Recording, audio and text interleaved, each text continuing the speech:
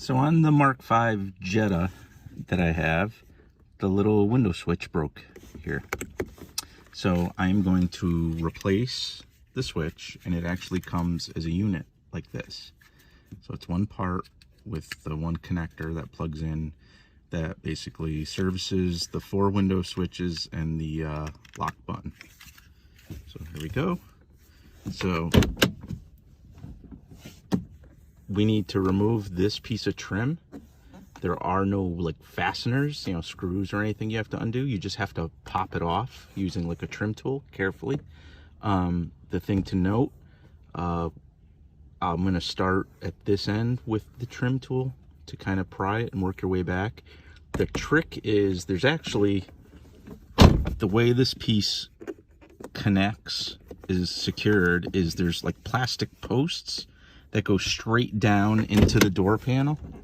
So as I pry this, the last piece is really, when you pry the cup part here, which is very tight, it's got to go straight up. The action for it needs to be straight up. You can't pry off to the side or anything like that. The only way it releases is straight up. And I'll try to demonstrate this now. So I have a non-marring trim tool, and I'll try to do this the best I can one-handed. So I'm gonna come underneath here and start, you can see it's starting to come up. So again, the front of it comes up fairly easy. So then you kind of work your way down, pry, until you get really to the cup area. And there's a little seam right here that I'm prying up on, okay? And then you're gonna use one of the, like the other end, like the prying end, and see how this is the bent tool, so it's a lever. If I push down on this, it's gonna push up.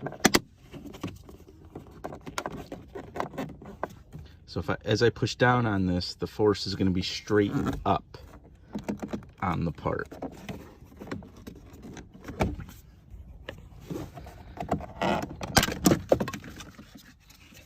And off she came, and actually in the melee,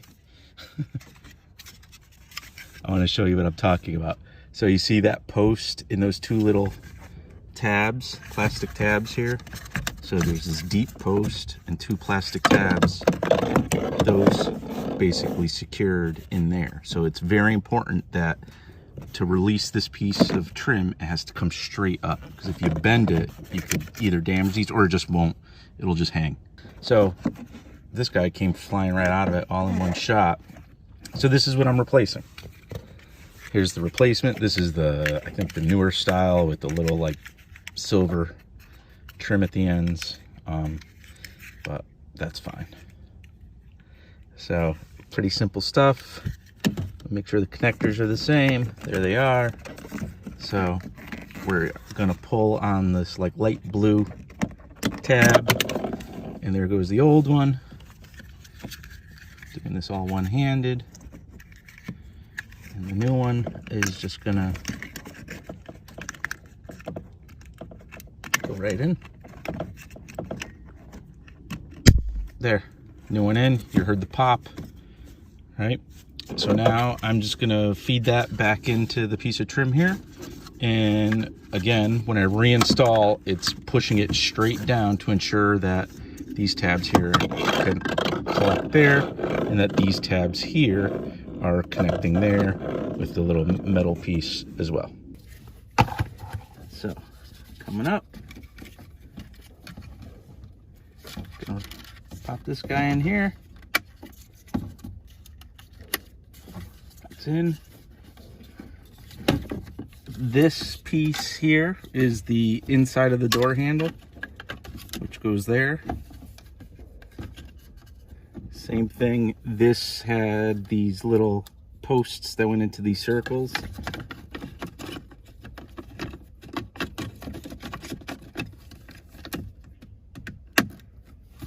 Okay, now I'm just gonna lower this back in.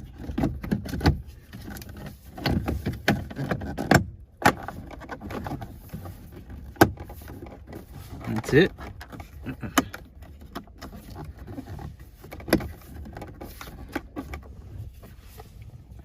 So with the car running, or at least the accessory position on, I just went quickly through the test each and every switch. And especially the one that was missing.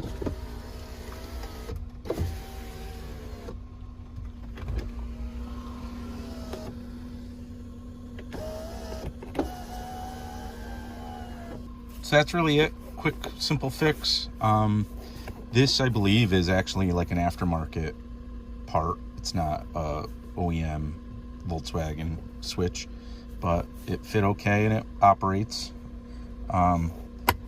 Simple fix. Again, my recommendation when doing anything in a modern car, like, you know, newer car like this, is to get a nice set of pry tools. I'll include a link to the kit I bought off of Amazon, I believe. But yeah, there are no exposed, you know, screws or fasteners or anything like that. It's just all those clips, which could be a little nerve-wracking because you don't want to break any of the barbs or any of the plastic. So it helps to know what the arrangement of the fasteners is. So like I said, if you don't pry this one straight up, one, it gives you a lot of grief trying to get it out, and two, you could potentially break the plastic posts and things like that that are used to actually secure it. Like this video if you found it useful, and I'd really appreciate if you'd subscribe to this channel.